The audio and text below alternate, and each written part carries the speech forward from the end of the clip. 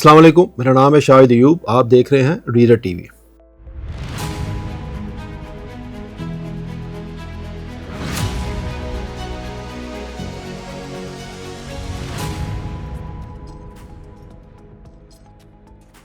सबसे पहले आज के हालात के मुताबिक जो लेटेस्ट चल रही है इंडिया पाकिस्तान के दरमियान जो कॉन्फ्लिक्ट चल रहा है, उसके ऊपर जो पहलगाम अटैक हुआ, वहाँ पे 26-27 लोग बेचारे मरे गए। ऑफ कोर्स ये एक अफसोसनाक वाक़या है। इंडिया के लोग कुछ कह रहे हैं कि पाकिस्तान ने करवाया, पाकिस्तान वाले कह रहे हैं हमने करवाया। ऑफ कोर्स पाकिस्तान मेरा नहीं ख्याल इसमें इन्वॉल्व है या उसका कोई इसमें अमल दखल है, क्योंकि ये लाइन ऑफ कंट्रोल से well inside the Kashmir, around 400 kilometres अंदर है वो। वहाँ पे ऑलरेडी उनकी कोई 8-10 लाख के करीब फ़ौज वहाँ पे ऑलरेडी मौजूद है, चप्पे चप्पे पे मौजूद है, और काफ़ी अरसे से वहाँ पे तो बड़ी स्ट्रिक्ट किस्म की सिक्योरिटी मौजूद है। जब से उन्होंने 370 और 35 एयर वॉक किया, तो वो पाकिस्तान इतना अंदर जाके ये सब करना, मेरा नहीं ख्याल इसमें कुछ सच्चाई है। और अनफॉर्चुनेटली इंडिया ने इसमें बड़ा इसका गलत एडवांटेज लेने की कोशिश की और कर रहा है, प्रेशर डालने की कोशिश कर रहा है। इसके पीछे मोटिव्स क्या थे वक्त के साथ पता चल जाएगा। और बज़ाहिर जो प्राइम मिनिस्टर मोदी ने अपना सऊदीया का दौरा था वो शॉर्ट किया, वापस आए, फिर उसके बाद एयरपोर्ट पे ही उन्होंने कोई एक सिक्योरिटी मीटिंग कॉल की और उसके बाद कुछ स्टेप्स लिए, जिसमें से सबसे बड़ा स्टेप जो था इंडस वाटर ट्रीटी का था वो उन्होंने कैंसिल कर दिया, और कुछ और चीज़ें। उसके जवाब में पाकिस्तान ने अपनी मीटिंग कॉल की और उन्होंने एक दफ़ा पहले जो उन्होंने किया था, और सेम वही एक उनमें से एक स्टेप उन्होंने वही उठाया कि पाकिस्तानी एयर स्पेस तमाम सिविल एयरक्राफ्ट के लिए, जो एयरलाइनर्स थे जितने भी जो इंडिया से फ्लाई करते थे और वेस्ट को जाते थे, सारा यूरोप, रशियन स्टेट जितनी थी उनको जाते थे, यूरोप जाते थे, कनाडा, अमेरिका, वो सारे पाकिस्तान के ऊपर से गुजरते थे। डेफिनेटली वो शॉर्टेस्ट रूट है। तो वो पाकिस्तान ने अपनी एयर स्पेस तमाम सिविल एयरक्राफ्ट के लिए, इंडियन सिविल एयरक्राफ्ट के लिए बंद कर दी। तो दिल्ली इंडिया टुडे में एक आर्टिकल लिखा गया 28 अप्रैल को, और लिखा है सोनू विवेक ने।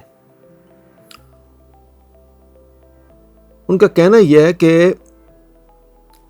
इंडिया ने जो स्टेप लिए उसके जवाब में पाकिस्तान में जो पहलगाम अटैक के बाद जो पाकिस्तान ने स्टेप लिया, अपनी एयर स्पेस क्लोज की, वो ज़ाहिर लगता है कि पाकिस्तान ने इंडिया को सज़ा देने के लिए किया, बट ऐसा लगता है कि पाकिस्तान का ख़ुद इसमें बहुत बड़ा नुकसान है, ऐसा कहना है उनका। उनका कहना यह है कि ये जो एयर स्पेस बंद की है इंडियन सिविल एयरक्राफ्ट के लिए, इससे क्या होगा कि इससे पाकिस्तान को मिलियंस ऑफ डॉलर का नुकसान होगा। क्योंकि ऐसा है कि जब भी कोई किसी दूसरे मुल्क का सिविल एयरक्राफ्ट किसी मुल्क की एयर स्पेस ओवरफ्लाई करता है, तो डेफिनेटली एक सर्टेन अमाउंट ऑफ पेमेंट जो है वो ओवरफ्लाइट चार्जेस की सूरत में उस मुल्क को जाती है। एक एयरक्राफ्ट के लिए 1500-2000 डॉलर के करीब ये अमाउंट होती है रफली। डिपेंड करता है जहाज़ के साइज़ का, छोटा जहाज़ है, बड़ा जहाज़ है, कितने पैसेंजर कैरी कर रहा है, तो वेट के ऊपर और उसके ऊपर ये डिपेंड करती है उसके चार्जेस जो होते हैं, कितने टाइम के लिए फ़्लाई कर रहा है। ये मुख्तलिफ़ चीज़ें, मुख्तलिफ़ फैक्टर्स मिल के एक अमाउंट तय होती है। तो उन्होंने कहा कि मिलियंस ऑफ डॉलर्स जो हैं वो उस सूरत में पाकिस्तान को नुकसान होगा। इंडिया को क्या नुकसान होगा? इंडिया को एक लंबा रूट लेना पड़ेगा यूरोप जाने के लिए, कनाडा, अमेरिका और या रशिया फ्लाई करने के लिए, क्योंकि ये सारे के सारे अगर आप नॉर्थ की तरफ से जाते हैं, पाकिस्तान के ऊपर से जाते हैं, तो वो शॉर्ट पड़ता है काफ़ी। उन्होंने एक बड़ी टर्म यूज़ की सोनू विवेक ने। उन्होंने कहा कि ऐसा है कि लगता है कि पाकिस्तान ने अपने पाँव पे ख़ुद कुल्हाड़ी मार ली है। अब ये तो वक्त साबित करेगा कि पाकिस्तान ने कुल्हाड़ी मारी या इंडिया को ज़्यादा नुकसान हुआ। ज़ाहिर है जब इस तरह की चीज़ें होती हैं, कोई भी एक मुल्क जब आपके ख़िलाफ़ 1, 2, 3, 4, 5 स्टेप लेता है, फॉर एग्ज़ाम्पल जब सबसे बड़ा स्टेप इंडस वाटर ट्रीटी जो उन्होंने उसको उन्होंने कहा इसमें हम अमल नहीं करेंगे। तो जाहिर है ये एक बहुत बड़ा स्टेप था और ये 40 साल से ये ट्रीटी चलती आ रही है, वर्ल्ड बैंक इसका गारंटर है। तो वन साइडेड तो ख़त्म नहीं की जा सकती, बट वो तो अब वर्ल्ड बैंक डिसाइड करेगा। तो जब इस तरह के इक़दाम करेंगे तो ज़ाहिर है दूसरा मुल्क भी करेगा। डेफिनेटली पाकिस्तान मजबूर था ये करने के लिए। उसमें नुकसान कितना होगा ये तो बाद में देखा जाएगा, बट इसी किया तो है उन्होंने। अब इसमें मिलियंस डॉलर का नुकसान हो या कुछ भी हो, बट लेट्स सी क्या होता है आगे। एक छोटा सा किसी ने सोशल मीडिया पे एक क्लिप डाला और उन्होंने कहा कि इंडिया की फ़्लाइट जितनी भी हैं उनको कम से कम 2 से 2.5 घंटे एक लंबा सफ़र तय करके जाना पड़ेगा वेस्ट की तरफ। और ख़ास तौर पे वो फ़्लाइट्स जो टोरंटो अमेरिका जाती थी वो पहले दिल्ली से या बॉम्बे से डायरेक्ट चली जाती थी, लेकिन अब वो रास्ते में उनको लैंड करना पड़ेगा, बिकॉज़ वो ख़ासा लंबा रूट पड़ेगा। वो कोई भी जहाज़ इस वक्त तक ऐसा नहीं है जो इस सूरत में ये जो 2.5 घंटे हैं वो एक्स्ट्रा फ्लाई कर सके। तो उसने लिखा, जिसने ये सोशल मीडिया पे एक मीम डाली, उसने कहा होर लो पंगा। अब ये इस तरह की मीम तो आपको पता ही है कि जब इन हालात में फिर बहुत सारी बनती हैं, उधर से भी इधर से भी। लेकिन इस मीम के जवाब में एक इंडिया में एक है साहब नैरन मैनन। सो मैनन साहब फरमाते हैं कि ये जो फाइनेंशियल इम्पैक्ट है पाकिस्तान के ऊपर, ये इस कदर ज़्यादा है कि बहुत जल्द पाकिस्तान को अपनी गलती का एहसास होगा और ये वो फ्लाइट जो है ये ख़त्म कर देंगे। मेरा ख्याल ऐसा होगा, अनलेस अदरवाइज़ इंडिया अपनी वो जो उन्होंने स्टेप लिए थे वो वापस ना करे, तो मेरा नहीं ख्याल कि पाकिस्तान करेगा, और करने भी नहीं चाहिए। क्यों करे? मेहनत कहते हैं कि पाकिस्तान को ये एहसास नहीं है कि जो 3rd largest growing aviation industry है दुनिया में वो इंडिया है, और उसकी जो सैकड़ों के हिसाब से जो फ़्लाइट्स हैं वो ओवर फ्लाई करती थी पाकिस्तान, और उसका एक अच्छी खासी अमाउंट बनती थी US डॉलर्स में जो ओवर फ्लाइट चार्जेस की मद में आती थी। It was a huge amount. उसका कहना यह है कि जो मैक्सिमम फ़्लाइट ईस्ट से वेस्ट जाती थी वो इंडियन फ़्लाइट्स ही, ना कि फ़ॉरेन फ़्लाइट्स। मेरा ख़्याल है कि फ़ॉरेन फ़्लाइट्स भी बहुत सारी हैं, थोड़ी नहीं है। इंडिया की भी फ़्लाइट्स बहुत सारी होंगी, बट यूरोपियन फ़्लाइट्स हैं जैसे ब्रिटिश एयर है और बाकी और सारे लुफ्थांसा है, और ये बहुत सारी एयरलाइन जो वेस्ट से फ्लाई करती हैं वो सारी की सारी दिल्ली जाती हैं, बॉम्बे भी जाती हैं, कलकत्ता जाती हैं। तो वो भी बहुत सारी फ़्लाइट्स होंगी जो जाती होंगी। आपकी आगे थाई एयरवेज़ है और जापान एयर है और ये मलेशियन है, वो सारी की सारी पाकिस्तान ओवर फ्लाई करती हैं। ये सिर्फ इंडिया ही नहीं है जो उसकी फ़्लाइट्स हैं, बहुत सारी और भी हैं, पर वो उनका ख्याल है कि इंडिया की फ़्लाइट जो है वो सबसे ज़्यादा है और उससे पाकिस्तान को ख़ासा नुकसान होगा। अच्छा, अब ये देखिए, जैसे मैंने आपसे अभी थोड़ी देर पहले कहा कि इसी तरह का एक स्टेप पहले भी लिया गया था। ये है बात 2019 की। यही सेम इक़दाम उस वक्त भी किया गया था जब एक अटैक हुआ था पुलवामा में, एक टेरर अटैक हुआ था। तो उसके जवाब में इंडिया ने इसी तरह का कुछ स्टेप 2-3 उठाए थे, जिसके जवाब में पाकिस्तान ने उस वक्त भी अपनी एयर स्पेस बंद की थी और वो ख़ासे दिन बंद रही थी।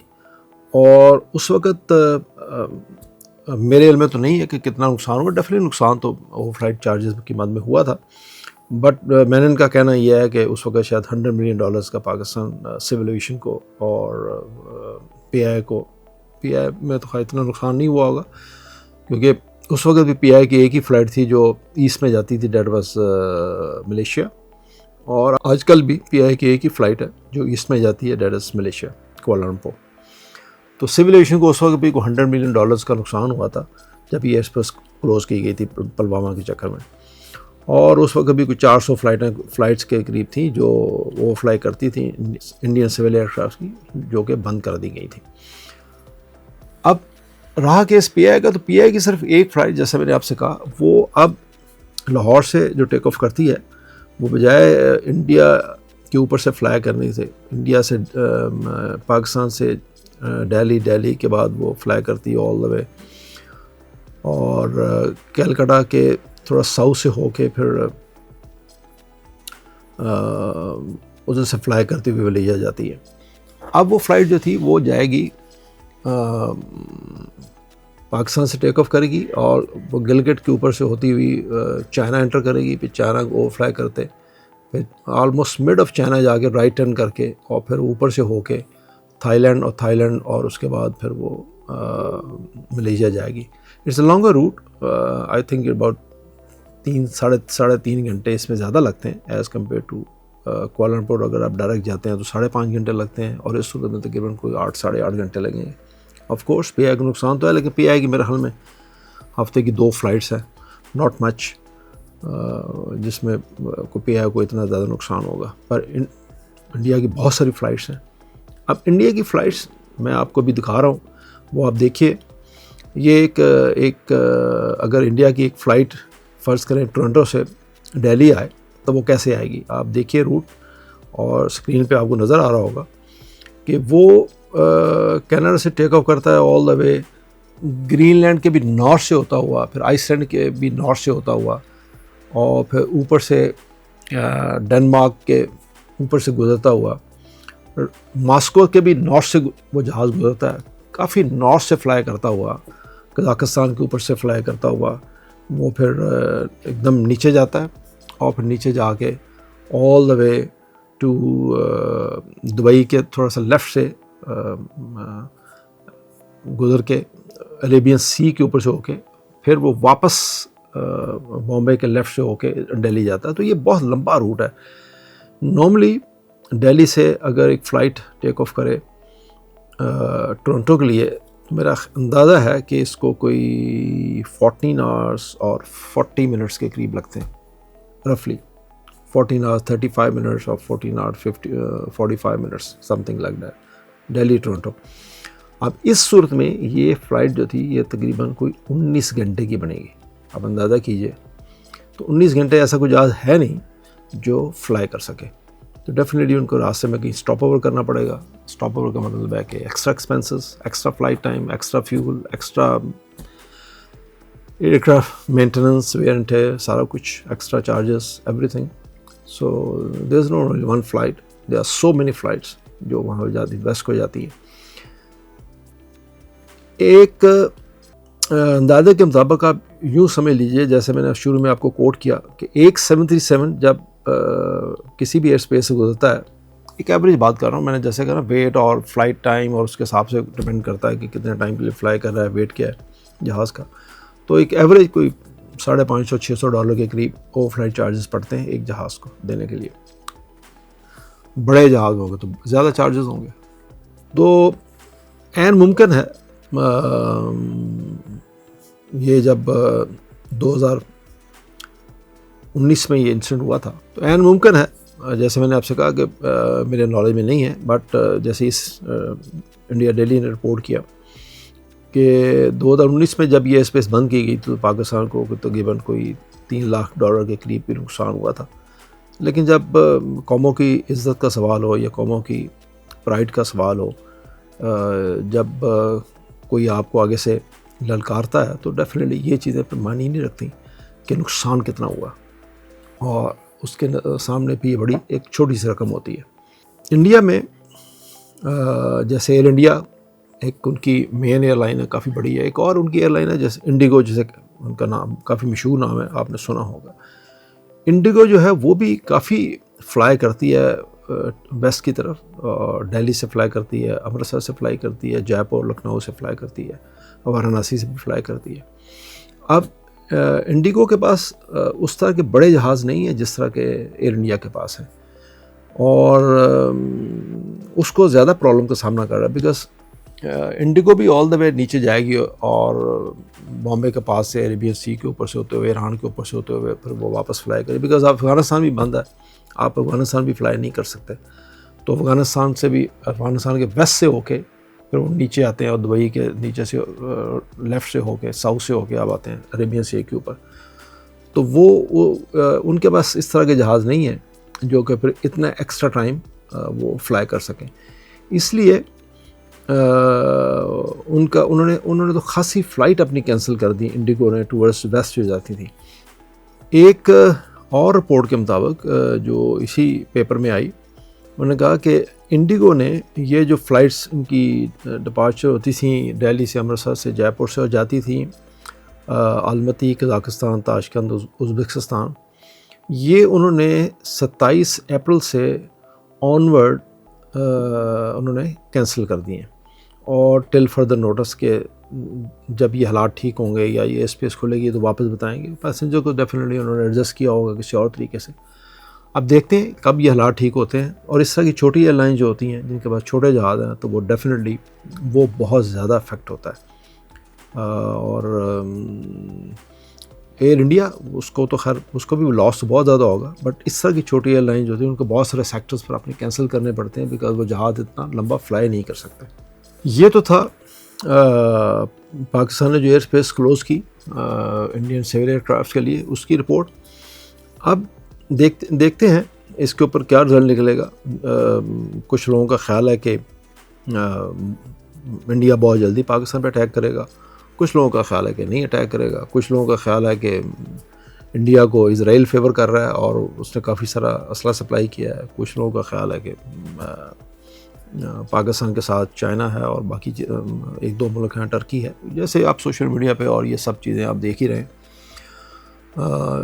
चूँकि हमारा कोई पॉलिटिकल व्लॉग होता नहीं है, मैं तो सिर्फ आपको एविएशन रिलेटेड एक इन्फॉर्मेशन देने के लिए हाज़िर हुआ कि जब इस तरह की सिचुएशन होती है तो क्या होता है। लेकिन चूँकि हमारे मोस्टली जो पाकिस्तानीज़ हैं वो ईस्ट में सिवाय कुआलालंपुर के और ऑस्ट्रेलिया के मेरा नहीं ख्याल कहीं और ज़्यादा हैं। बैंकॉक में थोड़े बहुत हैं, और वो जो बैंकॉक हमारी फ़्लाइट जाती नहीं है, ऑस्ट्रेलिया हमारी फ़्लाइट जाती नहीं है, तो ज़्यादातर लोग वो एमिरेट्स से ट्रैवल करते हैं या जो बेस्ट मिडल ईस्टर्न एयरलाइन है उनसे ट्रैवल करते हैं, तो हमें कोई ज़्यादा फ़र्क पड़ेगा नहीं। बट हमें ये ख्वाहिश भी करनी चाहिए कि जंग ना हो। जंग किसी चीज़ का भी हल नहीं है। जंग जब भी होगी ये नहीं हो सकता कि being a smaller country Pakistan उसका नुकसान ज़्यादा होगा या इंडिया का कम होगा, या इंडिया का ज़्यादा होगा और हमारा कम होगा। जब जंग होती है तो ये नहीं पता चलता कि किसका कितना नुकसान हुआ।